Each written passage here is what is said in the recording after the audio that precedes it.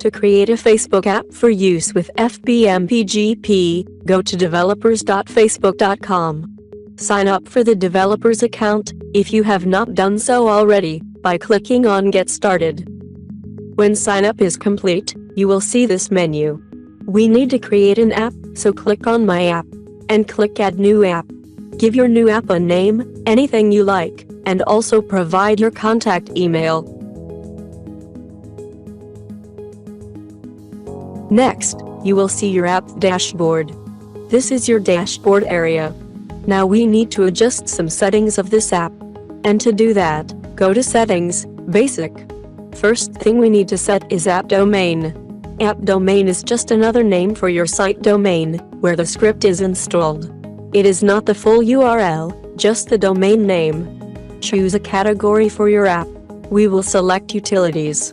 Also enter your site URL in the Privacy Policy field. Now scroll down and click on Add Platform. Choose Website, and provide your full script URL. Save changes. Now we will check Advanced Settings. So click Advanced. Here you just need to change this setting to Yes. Save changes.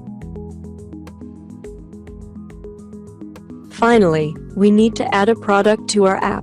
This area is for products, so click this plus sign and select Facebook Login.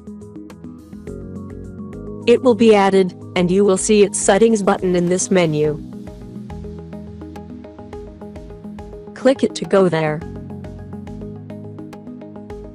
And here we need to fill the valid OAuth redirect URIs field. We need to put two values in here. First value is your complete script URL.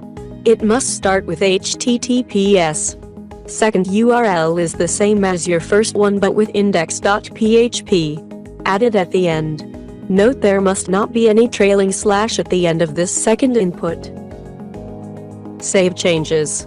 Now the app setup is complete, and we need to publish this app by going to App Review.